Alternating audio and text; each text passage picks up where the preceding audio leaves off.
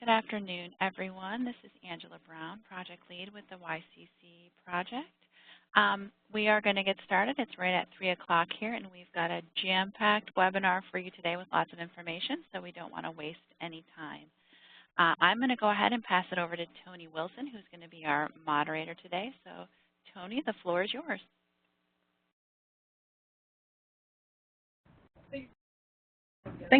Thank you so much, Angela. As Angela said, my name is Tony Wilson, and I'm here at the Department of Labor's Division of Youth Services. And I've had the pleasure of working with the Office of Apprenticeship on Registered Apprenticeship. So I'm here to tell you that you have some great information that will be shared today. Our objectives for today is that we're going to be learning about the nuts and bolts of youth apprenticeship. We also want to make sure you understand that many educational and financial benefits that youth apprenticeships offer high school students. You'll hear some examples of youth apprenticeship programs, how to build and maintain such programs for high school students, and you'll learn ways to incorporate youth apprenticeship in high school students' careers and technical education programs. Our specific outlined agenda is that the U.S. Department of Labor's Office of Apprenticeship, you'll get an overview of registered apprenticeship and high school apprenticeship initiatives. Also, there'll be a focus on high school youth, from high school youth apprenticeships, Apprenticeship Carolina. We'll have Youth Employer, which is IFA Rotorian, in North America. And Career and Technical Education, which is the Berkeley County School District in South Carolina. We'll talk a little bit about some next steps, and then we will also have Q&A at the end. So we do ask that along the way, if you have questions, if you can please type those in your chat, we'll be collecting those to go over at the end. A lot of great information. We want to make sure we use the time to get to you. So I want to just get us started. So let me introduce you to the great presenters that we have today. We have Brian Rush-Schonbach, who is the Youth Apprenticeship Consultant, Apprenticeship Carolina. We also have Joe Brinson, who is the Rotorian, IFA Rotorian. And we also have Tana Lee, who's Director of Career and Technical Education, which is at the Berkeley County School District in South Carolina. But first, we're going to start out with Amy Firestone, and she is a program analyst with the Office of Apprenticeship here with the Employment and Training Administration here at Department of Labor. So I will pass it over to you, Amy. Thank you very much, Tony, and welcome to everybody to our webinar. We're very excited to share with you some great examples of how apprenticeship can be incorporated into high school curriculum and give high school students the opportunity to earn and learn, to make money while gaining very invaluable skills for their future career. So I'm going to start by giving you a brief overview of what the Office of Apprenticeship in the Employment and Training Administration at the U.S. Department of Labor is doing in regards to registered apprenticeship and youth apprenticeship. So I wanted to start out by telling you that it's been a transformational, probably year and a half for apprenticeship in the country. In 2015, Obama announced at his State of the Union address a need for more employers like CVS and UPS to incorporate apprenticeship opportunities in the country. So along with Obama's announcement, we have very exciting funding opportunities announced in 2014, the American Apprenticeship Grant, which is also the American Apprenticeship Initiative. And this initiative has sought to launch apprenticeship in new high-growth fields in healthcare, IT, and advanced manufacturing, also providing more pathways for learning and career advancement. And as a part of this initiative, there are 46 grantees that hope to increase the number of apprentices by 34,000 during the duration. In addition, we have, for the fiscal year 2016, $90 million for the American Apprenticeship Grant Program. As you can see on the slide here, there are 4 different areas in which we will focus our attention to expand registered apprenticeships throughout the country, in states, industry, focusing on underrepresented populations, and national activities. And a part of this funding, we'll be working with states to improve alignment between apprenticeship opportunities for high school students in career and technical education. And I'll talk a little bit more about that as we move along. As a part of Obama's initiative to expand registered apprenticeship in the country, in 2014, we were given a goal of increasing the number of apprenticeships by doubling the number of apprenticeships from 2014 in 5 years to 750,000. You can see how far along we are right now in reaching our goal and how the different grants that we have will help us accomplish this. Moving on, I'd like to mention that the Workforce Investment Opportunity Act, WIOA, which I'm sure many of you are familiar with, which was signed in July 2014, has many areas and provisions that focus on registered apprenticeship, putting it on the eligible training provider list. I wanted to provide you very, very brief information on what registered apprenticeships are and maybe help you understand how these opportunities will be very attractive for high school students and maybe change some of your impressions that you have on what registered apprenticeships are. So registered apprenticeships are union and non-union programs. They give people employment with on-the-job learning. That means that apprentices receive a paycheck from day one. They also spend 144 hours or more in the classroom-related training to their on-the-job learning. And as in a registered apprenticeship, they'll receive a credential from the U.S. Department of Labor and other industry credentials that they can take with them to their next step, whether it be going to school or entering, the company into a full-time career, moving up their career ladder. Some other benefits of American apprenticeship, registered apprenticeship, that they're industry-driven. They're nationally recognized, high-quality program. As I mentioned, they have the U.S. Department of Labor credential.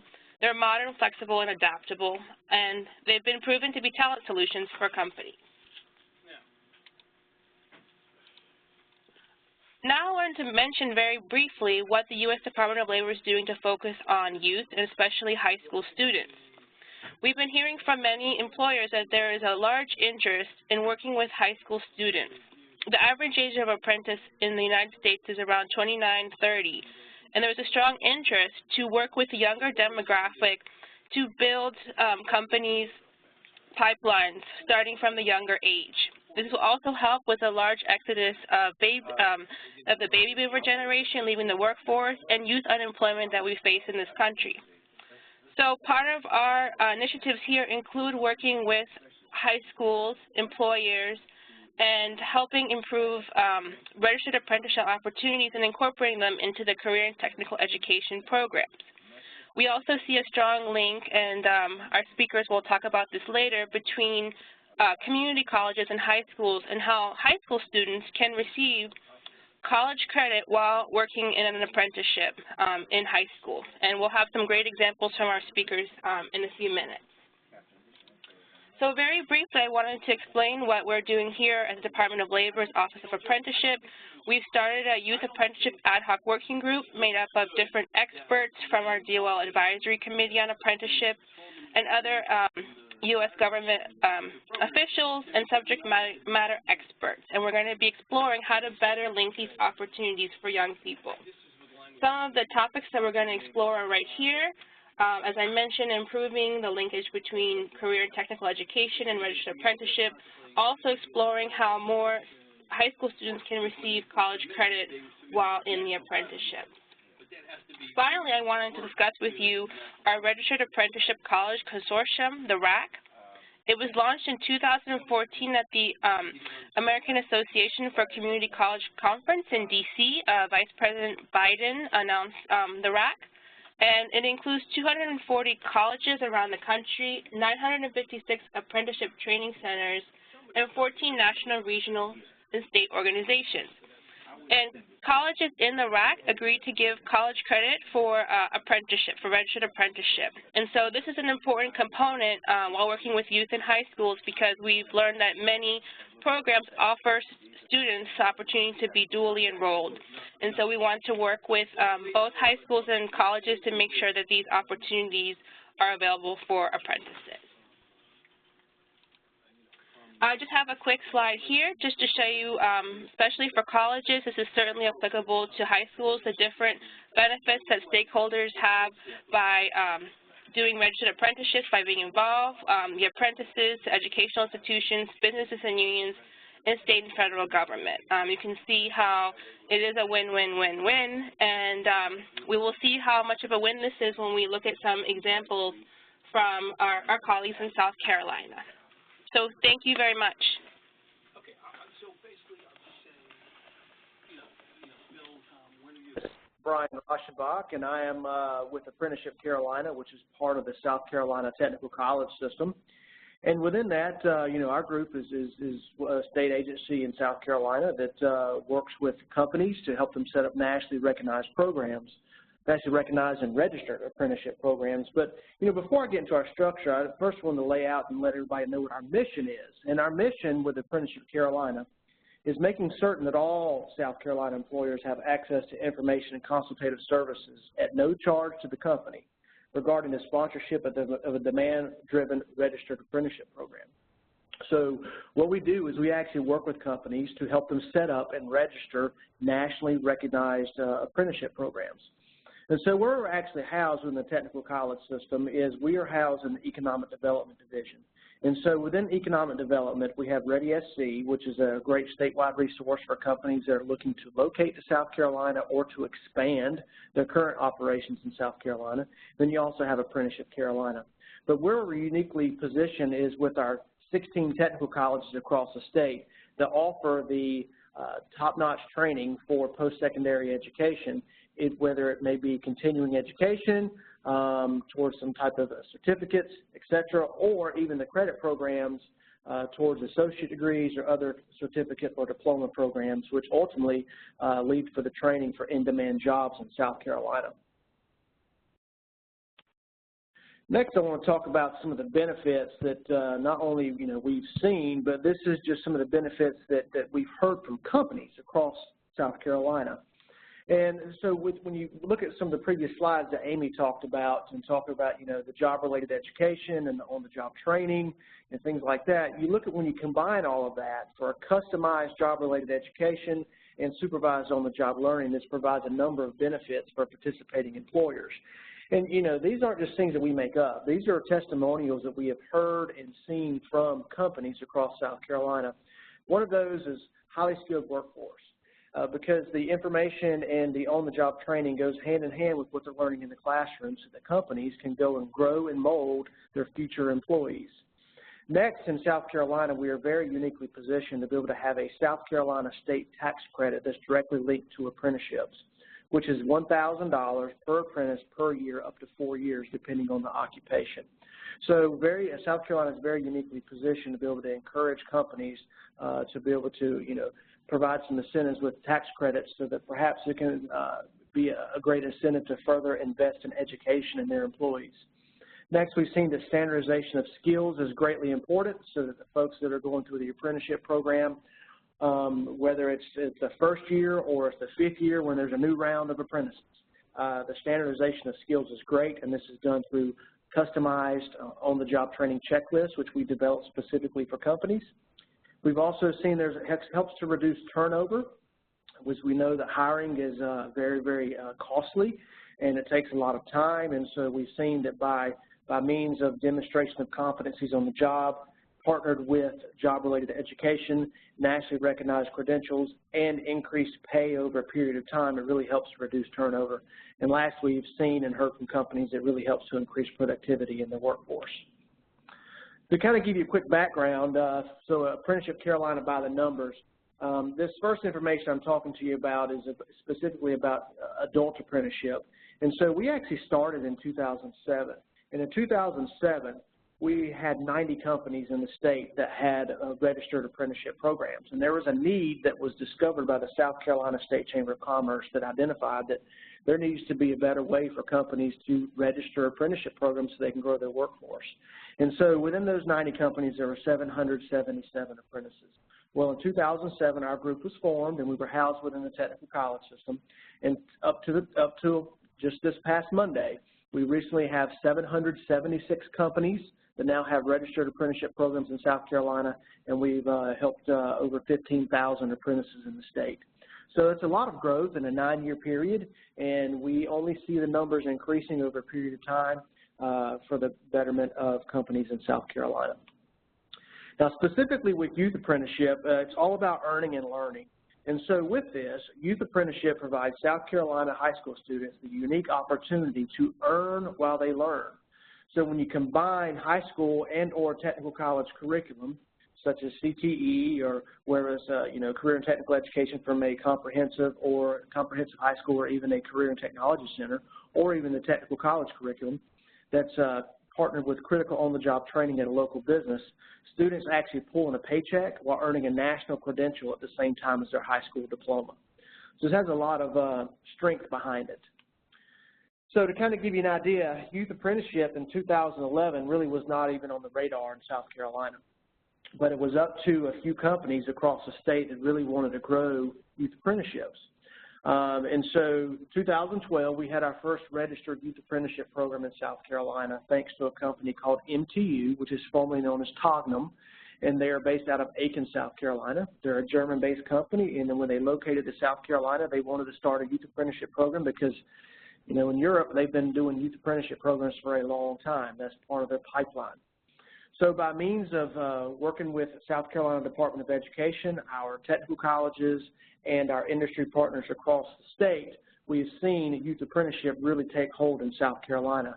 And this is based off of company and industry demand. Because it's great to have adults coming in to train either incumbent workers or new employees that are hired on, but companies were saying we need to find a way to grow future employees and to establish a pipeline of talent for years to come with this younger generation of workers and younger generation of students that are in high schools. So by means of working with all our partners across the state, we've seen a significant growth in youth apprenticeship programs. So 2012, we had 5 companies, and then to date, right now, we have 99 companies across South Carolina that have registered youth apprenticeship programs. And to the right of the slide, you can see a sample of some of the current occupations, ranging from the business services side with accounting, all the way to child care, development, and then even the manufacturing, hospitality, IT, healthcare, construction, etc. You can see all those items there. So we've seen a major increase in the numbers across the state. Some of the benefits, we've already talked about a few of the benefits, but more specifically with youth apprenticeship, employers and high school apprentices alike benefit from the partnership created through the Youth Apprenticeship Program. And one of these is that employers create crucial pipelines while decreasing costly turnover because they have access to a brand new pool of candidates that they can recruit and bring into their company to instill the important things such as culture, the business's culture, the things of what makes the company tick, and the importance of having that well-trained employee to be a valuable part of their company for years to come. Next, we've seen that employers can influence, mold, and shape future employees. Students bring in a paycheck while they learn. Students also earn a national credential while also earning their high school diploma. And lastly, it really helps to enhance employability by learning in-demand skills for good-paying jobs in the state. But, we really can't do this without partnership, and partnership is key. Because with partnership, you have multiple groups working together.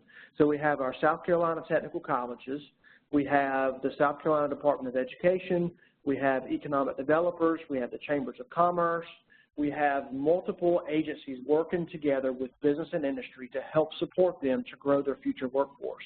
Because we want companies to come to South Carolina, and we want companies to stay and grow and expand in South Carolina. But with that, workforce is typically the first or second main topic on an employer's mind when they're looking to come to the state. So this is a great way to partner with companies so they can create a pathway and a pipeline to grow and mold future employees to be great benefits for their company. And it's a great experience for the young folks as well. So here's the next slide I want to show you, just an idea of some things we've seen happen across the state. So this is a good model to kind of show how things can work from the secondary level all the way to post-secondary and then even long-term career employment. So on the bottom, we have youth apprenticeship, which this is focusing on manufacturing. But you can have, the basic manufacturing skills. And so you can look at the different foundations that can be provided, welding, electrical, mechanical, even the operator side. And so these, a lot of these CTE classes within the career centers or comprehensive high schools have those types of career clusters. And not only that, but the technical colleges also have these. So in many cases, there are dual credit opportunities where folks can be earning college credit as well at the same time as for their high school credit. And so once they complete the youth apprenticeship program, then if the company decides to put them into an adult program, then they can focus on a more specific area, maybe towards that associate degree, maybe associate degree in industrial maintenance technology or mechatronics or machining. And so they can go on to that 4-year track or that adult apprenticeship track to further their education, complete that associate degree while still working and learning on the job. And then ultimately leading to the mastery of vocational skills and knowledge, leading to supervisory and management opportunities.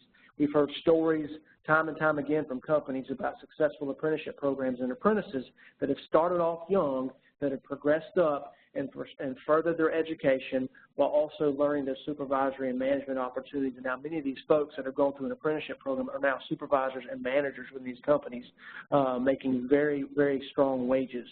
And so that's just a good picture of how this can all work together, from youth all the way to adult apprenticeship into supervisory and management opportunities.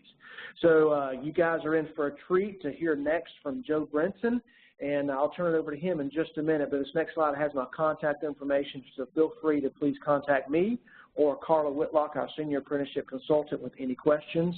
And I will go ahead and turn it over to Joe Brinson, who is a wonderful partner of ours in South Carolina with Rhetorian. Thank you, Brian. I am Joe Brinson. I work with Rhetorian in the Charleston, South Carolina area. We are a German-owned company. We manufacture about 1.7 million drive shafts annually for the assembly plants in the automotive industry. And we currently have 4 youth apprentices in our program, and we're interviewing now for 2 positions, which will open up in August 2016 for a 2-year program in 2016 through 2018. So why are we involved in a high school youth apprenticeship program? Well, in 2013, we visited MTU up in Aiken, South Carolina, and we saw what was a very successful high school youth apprenticeship program. And we came back and we got quite excited about the possibilities.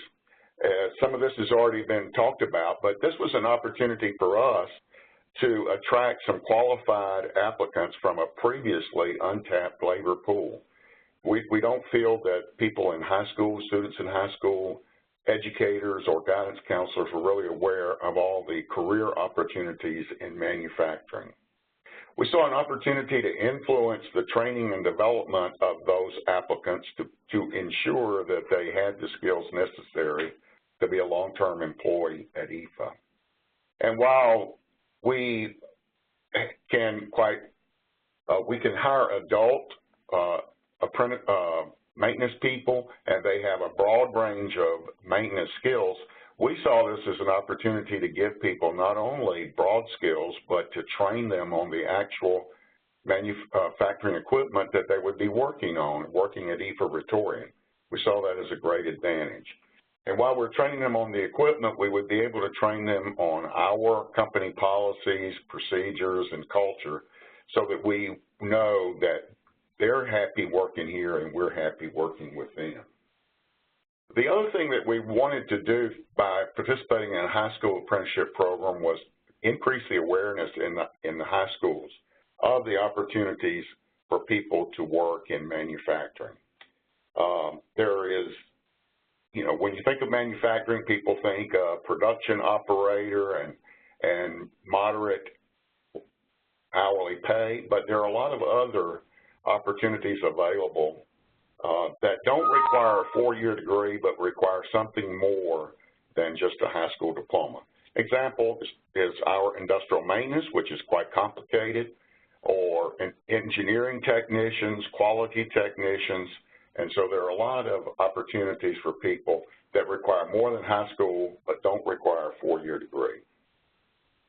Some of the unexpected benefits that we have received, and we didn't expect to see this, But because we participated in the high school program, we have actually improved the training of our adult industrial mechanics because we have taken the time to train people how to mentor and instruct.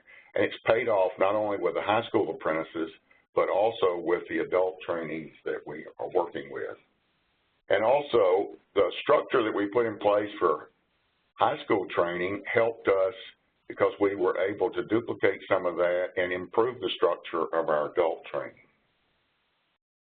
I have a video which will show you some of our things that our high school apprentices do and working here in the environment. You can see this, watch this at your convenience. But basically, as has been discussed, this program is a 2-year earn and learn opportunity for males and females, ages 16 and up. And we want them to gain 2,000 hours of on-the-job training while they are being paid. They work up to 8 hours a week while they're in school, and then when they're out of school, holidays, summer times, we work them up to 40 hours a week.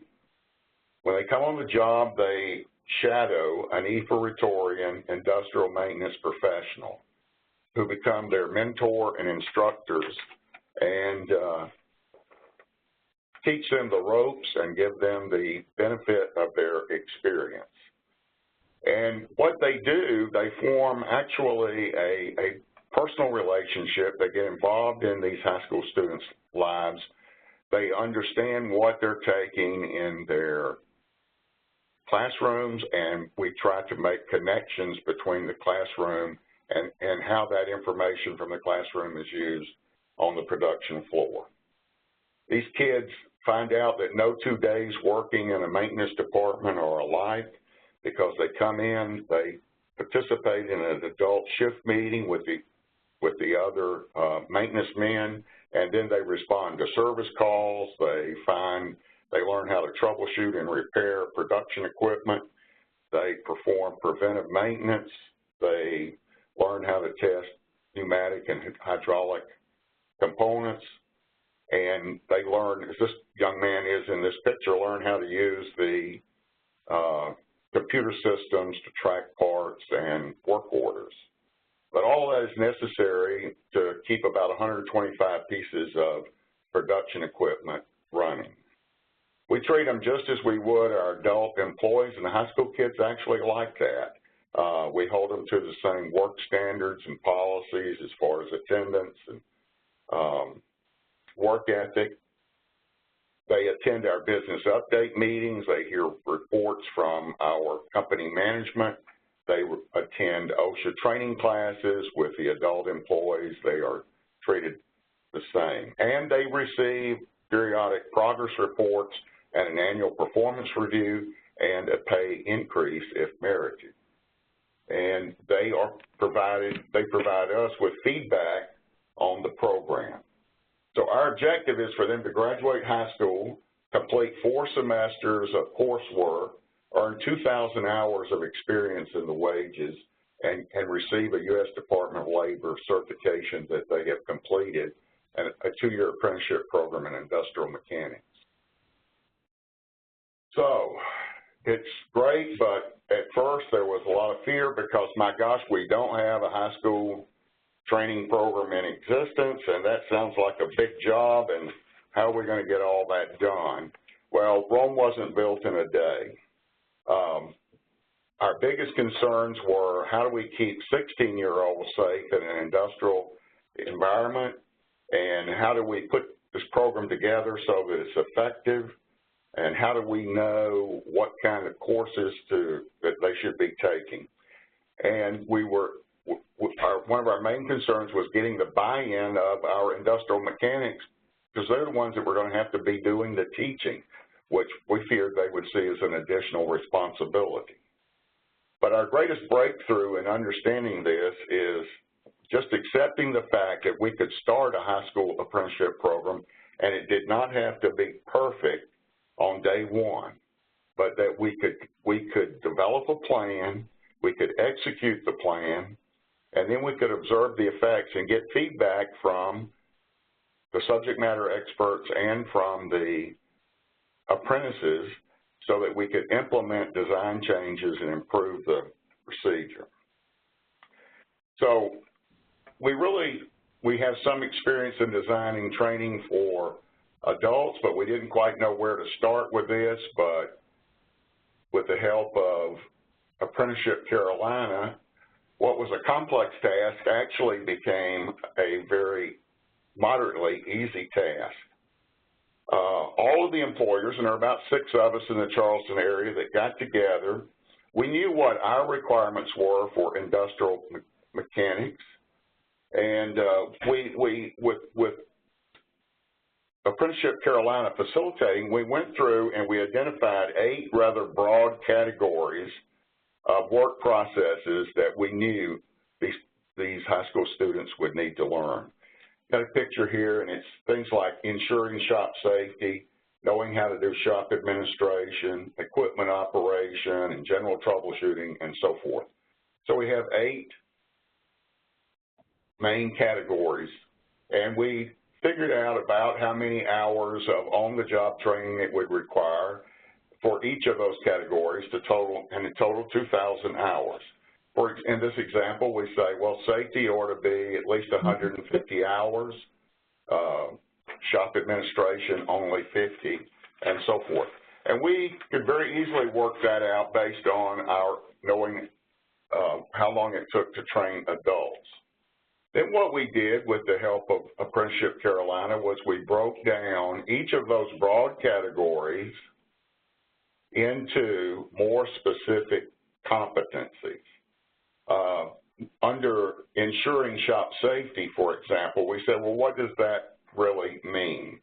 Well, and I know you can't read this on the slide, but we said things like be familiar with the operating manual and the safety instructions for every power tool that they're going to use. Be familiar with all of the OSHA safety requirements that are applicable. Be familiar with the company safety policies. Be familiar with built-in safety devices, interlocks, and limit switches on the machinery. Make sure that they know how to properly use personal equipment and so forth. So by doing this, what we now have is a pretty comprehensive outline of what the OJT would be like. And this became an invaluable document, both when we talk to the youth apprentices themselves and being able to show them what they're going to learn on the job, but it also was invaluable in talking with our subject matter experts and saying, this is what we're going to have to teach these apprentices. So by having this document, this on-the-job learning guide, it made it very easy to describe the program and what the competencies were going to be at the end of it. And once we did that part of it, we wondered about the job-related education, and this is when the educators here in Charleston, South Carolina came together with industry, and it was all the school districts and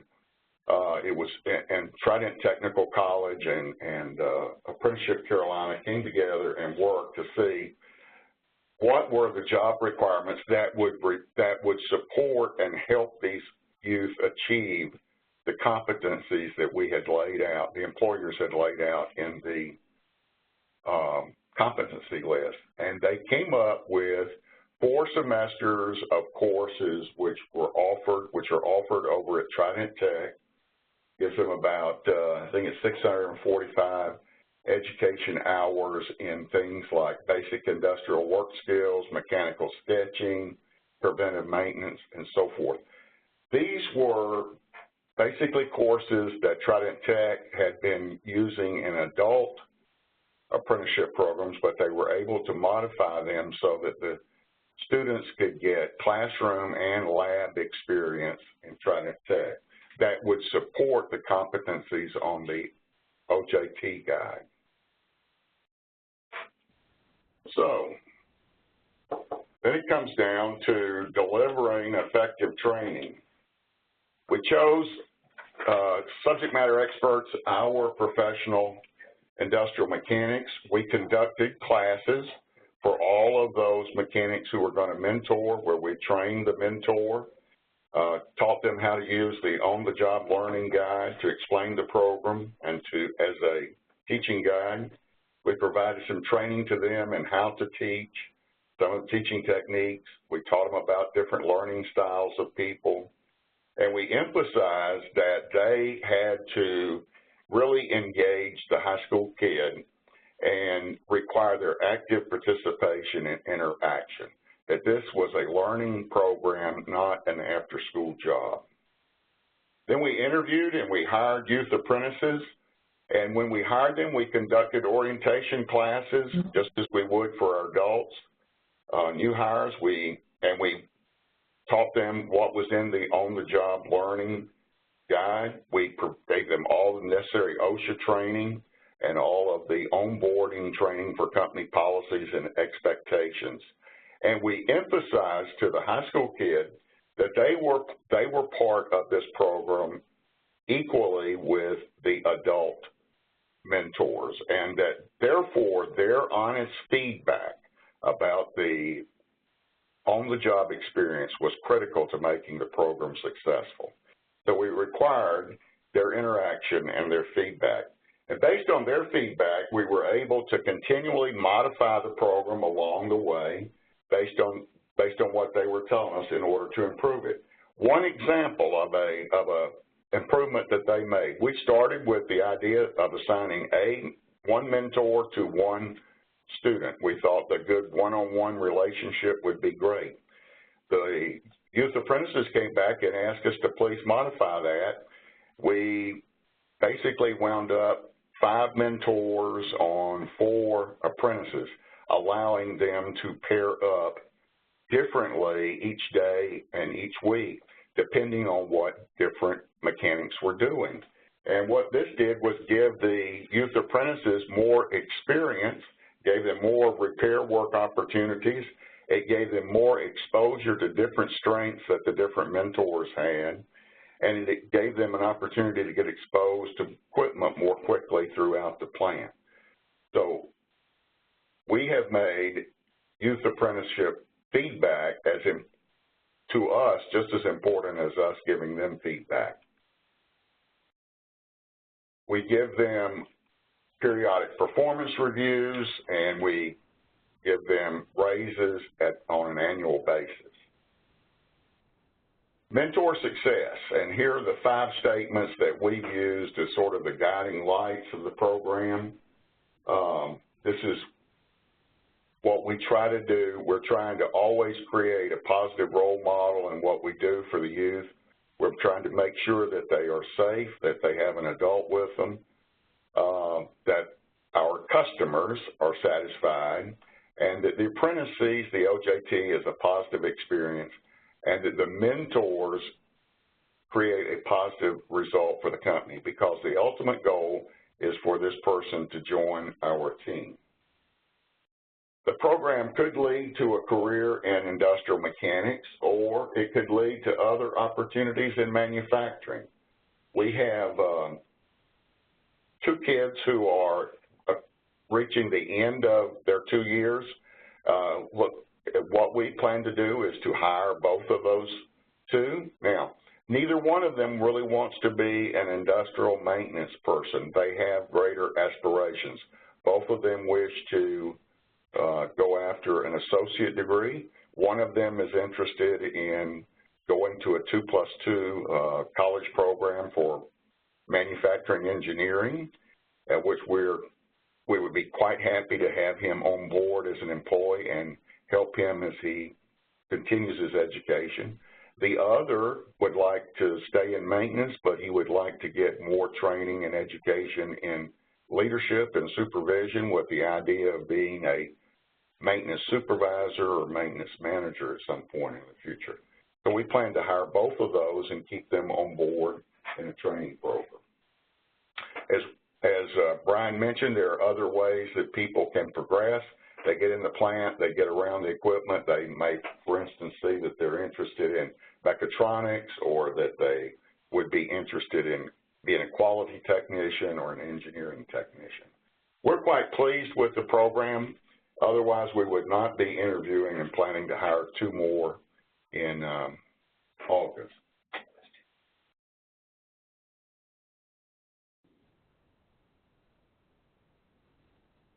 Okay, someone said, how do you get past the must be 18 to work in an industrial environment?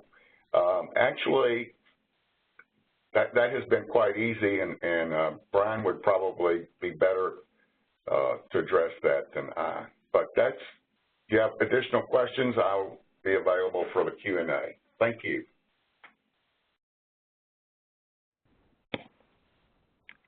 I'll turn it over to Tanya Lee. Hi, good afternoon. This is Tana Lee. I am the Career and Technical Education Director in Berkeley County Schools. We're the 4th largest school district in South Carolina, and we have about 34,000 students. We have 7 comprehensive high schools. We have 1 middle college high school that's located on the Technical College campus in Berkeley County, and we're slated to build around 20 new schools in 10 years and currently have around 29 CTE programs spread across the district. So we believe that partnerships are key in CTE, and that the youth apprenticeship model used in our region is truly a partnership between the local school district, high schools, the local technical college, the South Carolina Apprenticeship Carolina, industry representatives, community members, and the Metro Chamber of Commerce. Through the Chamber and funding from the Technical College, all of our apprentices that attend the program currently go debt-free. So all of their tuition and books are paid for. The youth apprenticeships should be driven by industry to build a sustainable pipeline for a prepared workforce and align the high school opportunities that will prepare students to be future ready. And we also have found that successful youth apprenticeship programs do require that partnership, that if we try to drive it through education, they're not successful. It must be driven by partnering with industry, and industry has to drive those.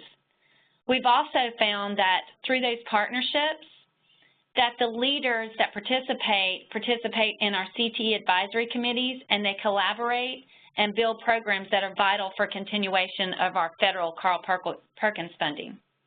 So everyone has a vested interest in this venture. So again, why the apprenticeships? If you look at the slide, you see that when we talk about skills, there are 2 skills that we need our students to leave us with. They need technical skills, and they need interpersonal or soft skills.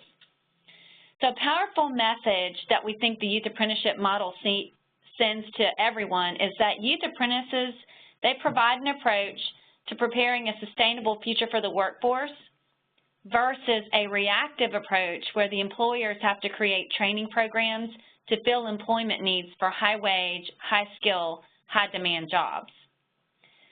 So another very important part of this youth apprenticeship is that the youth apprenticeships provide mentorship opportunities. It's a safe environment where students are able to see the connection between academics, technical training, and the workplace expectations. It's the perfect blended learning example where students are gaining soft skills, they're gaining technical skills, and they're in an educational program. So as the students progress in the program, they're communicating with the adult mentors, they're collaborating with other apprentices, and they're also learning valuable work ethics. So we like to say that this is where the rubber meets the road, and that students are expected to perform in the high school, in the training program, and on the job. So again, as Amy said earlier, this is a win-win for everyone.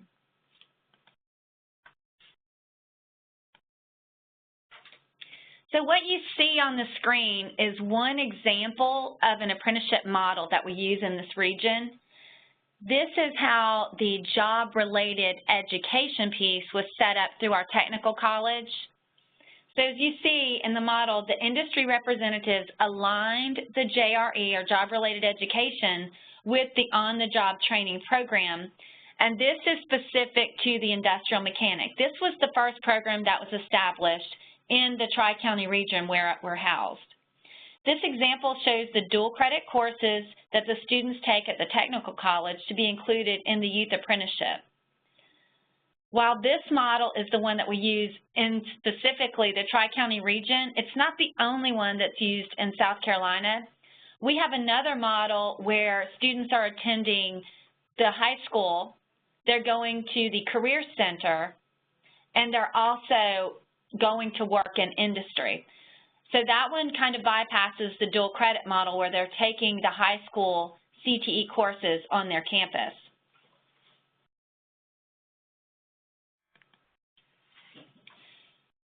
This slide shows the program growth that we've seen in our region. In year one, which was last year, we started with one industrial mechanics program. We had approximately 13 students. We had 6 employers in one youth apprenticeship program, which was industrial mechanics. I can tell you that we had loads of interest because in the second year, looking at this slide, we had approximately 62 students, which is this year. We have 30 employers, and we have 7 different programs, and those are listed. You can see that we added the machinist, the boating, the programming, the networking, the hospitality, and the culinary this year. So for next year, in our planning, right now we're accepting applications across the 4 school districts. We have over 100 student opportunities.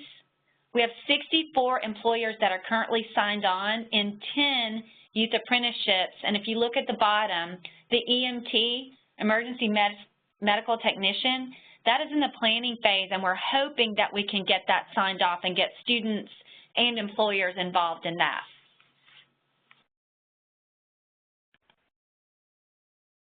So why is this important? If you look at this picture, this came directly from a newspaper article. These are 2 seniors at Cane Bay High School, which is in our district. They work at Cummins Turbo Technologies in an apprenticeship program while attending dual credit courses in the industrial mechanics program at Trident Technical College. They've been working at Cummins since August, and they will have the opportunity to work in the plant full-time once they graduate. The students in the program, whether it's industrial mechanics, culinary, or hospitality, it spans the gamut for us. But whether they graduate from either of those programs, they are debt-free, they have a high school diploma, they have a certificate from Trident Technical College with approximately 30 hours of dual credit that is transferable into the associate's degree program. They have paid work experience, and they have a nationally recognized credential from the U.S. Department of Labor. And we like to tell the parents that their child gets paid to learn. So personally, I have to tell you that the tall kid in the front, he's mine. That's my middle child, and he has an amazing story. He was Duke Tip Junior Scholar in South Carolina. Those are accolades for my child is going straight to college in a 4-year program. That's an awesome opportunity, but my child was disengaged and he hated school.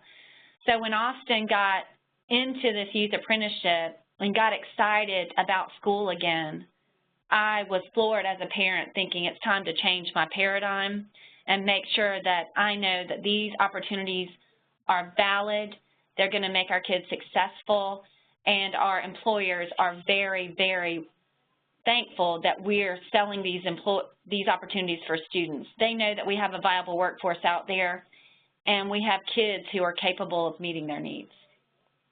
So I'm going to turn this back over to Tony.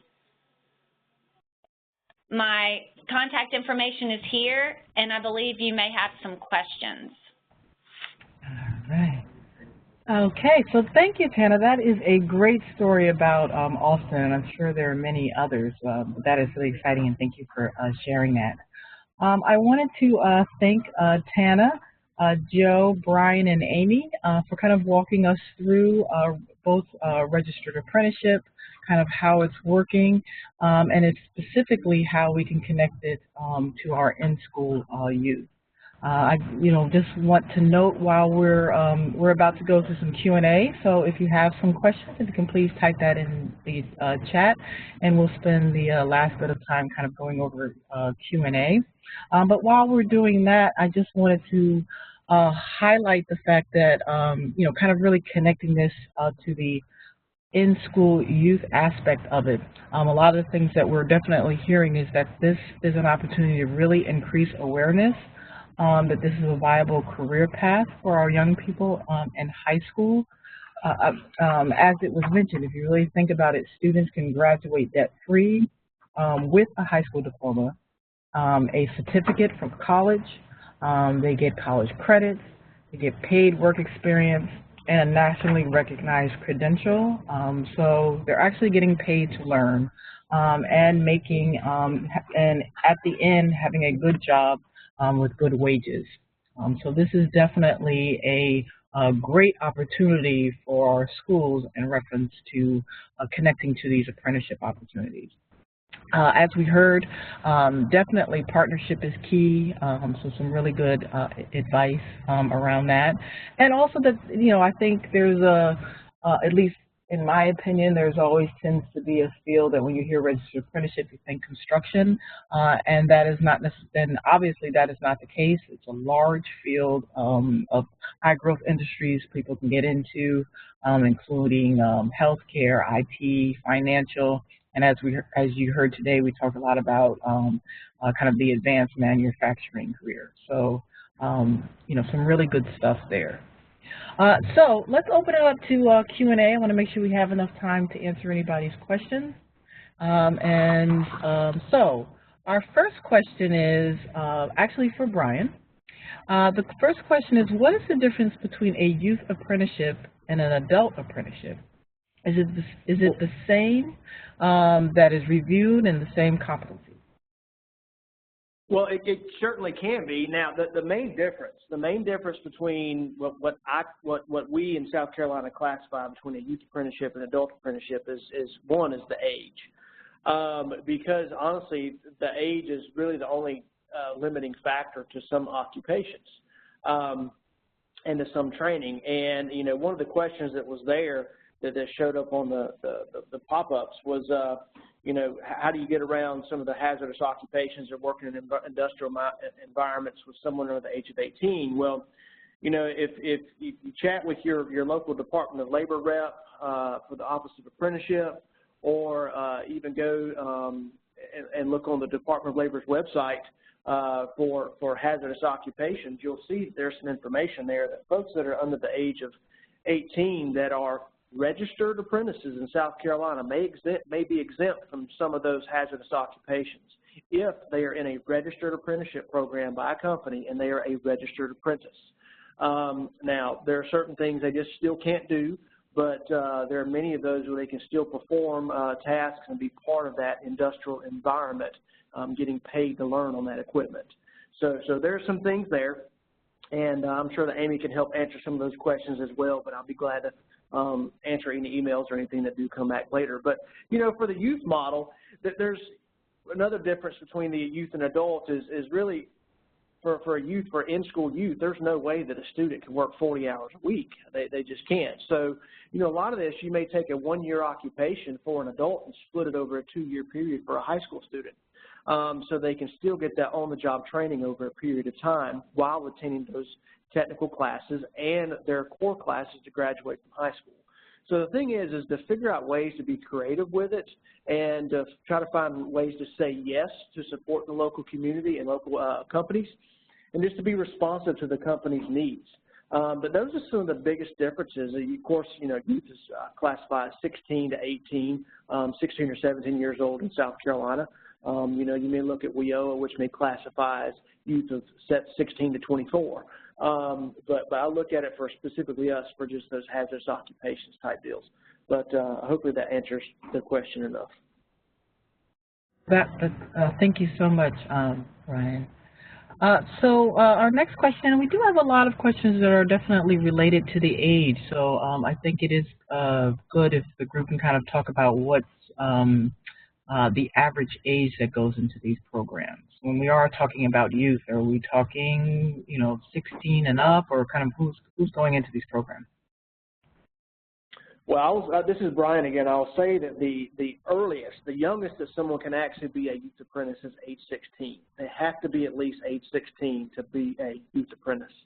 And so, if there are, thinking about some of those more dangerous positions, let's say, for instance, that a company wants to go and train someone on the maintenance side or even the production side, but they say that forklift operating is a vital component to the success of this employee. Well, if they just can't operate that forklift until they're 18, but still may have it on the job training checklist, but just put in parentheses, you can't operate it until you're 18. So let that be one of the last milestones that you go through. What about all the other production tasks and things that you can do while on the job, and the things that you have to be 18 for? Do that at the very, very end, and let that be kind of one of the final things you do before you complete your apprenticeship program. So it's just trying to paint that picture. Joe, do you have anything to add? No. Anything to add to that? Yes. I mean, the minimum age is 16. We're interviewing ideally sophomores who are going to be juniors next year, and they would be in the program during their junior and the senior year. Yes, we do not let them operate equipment, but they can be on the floor, they can be around the equipment, and they can be trained, not as equipment operators, but they certainly, as Brian pointed out, can't operate the forklifts, but they can receive training even in a forklift area. The other thing here, and the workman's comp is covered by Trident Tech, is picking that up as part of the program, and Charleston Metro Chamber of Commerce has been a great partner in helping to provide the things that are needed to make this program successful. So another question that came in, and I believe this was under when you were presenting, Joe, is what kind of background checks are conducted on the mentors? Considering you are working with minors, are there any specific background checks that are completed outside of the normal employment check? No, there are no background checks other than the normal background checks that we do for hiring on the mentors. Okay. Our next question was, does transportation impact the students' participation in the apprenticeship program activities? And if so, how is this addressed? So I'll start this, Tana, I'll start this and then I'll let you take over. Okay. Transportation can be a barrier, but one of the things is making certain that, for one, this needs to be worth the employer's time. It's great to bring somebody in to start training them, but it also needs to be worth the employer's time, and because they have a lot of time invested in this. So part of this, maybe part of this, the pre-screening of applicants is to look at, do you have reliable transportation? Maybe if you don't, do your parents? Can your parents get you to classes? Can your parents get you to the place of business? And so, that is a challenge in some cases, but people find a way to make it work. If they want it bad enough, they'll find a way to get to work. They'll find a way to get those classes. We've seen it happen, and it's proven to be pretty successful at times. Tana, go ahead. So from the educator's perspective, transportation is always going to be an issue. When you have, in our instance, we are 100 miles apart. We're the second largest geographically, and we are separated by a national forest. So if you can imagine that type of geography and trying to get kids from the rural school to the employers, it is difficult. However, what we found is that as the importance of youth apprenticeship is out there, as it's growing, as it's becoming more popular, we have employers in these rural areas that are now deciding this is a viable workforce and a solution. So we're getting more employers out there in those outliers to work with us to partner for the opportunities. But we're also looking at ways with our State Department through what we call our Education and Economic Development Act to use some of those funds to help to offset the transportation needs. That's the only way. We've got to start looking collectively as a group to take some funding and repurpose it to make sure these kids have opportunities. All right, thank you. I know we're coming down to our final hour, but we do have just a few more questions, so we'll just kind of jump into that if people can just stay on for a few minutes. Your team mentioned economic development was a partner for your program, but are you working with the workforce development system in your community? And if so, how? I'm really kind of wanting to get a sense of the role that the workforce development partners play in your design. This is Brian again. I will say yes. If you're referring to workforce development partners, such as maybe people from with the workforce investment boards and things like that, absolutely. We do work with in South Carolina. We have a couple different ways. We have offices called South SC Works, and it's the one-stop shops where folks can come in and look for services and see how WIOA can possibly fit in with this. And we also have areas that are known as the Council of Governments, which is basically kind of the same thing, where SC Works offices or folks from those different agencies may be employed in those areas. And so we do partner with them, and we've worked with them on several cases to be able to work with companies that may be able to have some youth funding that can come in there through WIOA to be part of the apprenticeship program, to where that funding can come through if folks are eligible, to be able to help offset some costs for employers as well. So yes, they are definitely part of the conversation, and they can be another one of those resources that can be rolled into part of the apprenticeship model and funding opportunities, whether through eligible training providers or even for the maybe some of the on-the-job training costs through on-the-job training contracts or things like that. All right. Did any others want to respond to that? We do have a question that's kind of related to that, if everybody, and this will probably be our last question for the day, is just kind of what resources do you use to help youth with barriers to successfully training, such as the need of transportation, as we mentioned earlier, but child care issues or obtaining tools? Are you using the American Job Centers for resources? This is Brian again. From a state level, that's one of those things where there are barriers out there. There are barriers for some folks, and it's a matter of being creative. And we have several groups or agencies across South Carolina that are applying for some grants and looking at ways to help find things for child care for folks that do need child care to get to work. So there's some creative ways that people are exploring to see if there are some opportunities to be able to help offset some costs and to help remove some barriers for some folks so they can actually get in there and start training on the job to have that successful career. So there are ways that are being looked at right now as a state and through grants with through Department of Labor and people that are coming together to help support the South Carolinians across our area, because we need the workforce to be strong to help companies continue to come to and continue to expand in South Carolina. Definitely, Brian. So I want to thank Brian and Joe and Tana and Amy again for this presentation around registered apprenticeships, specifically looking at the in-school youth. I believe especially from the last two questions, you can really see in reference to how partnership is very important and how WIOA is definitely a place to that it really lines us up in reference to taking that next step. There's a lot of opportunities in reference to connecting with our workforce system and a registered apprenticeship in our in-school youth community. So this is, wanted to just note here's some contact information. So if you need to reach out to anyone, you can see that here. We'll provide all of this information in our archive forum. And our next training will be under social media. Some really good stuff is happening there. So it'll be Tuesday, April 19th at 2:30 p.m. So we encourage everybody to come to that with their questions. So once again, thanks to our presenters. Thank you for staying on a few extra minutes. It was really good information, great questions, and we thank you again for joining us. Have a good day.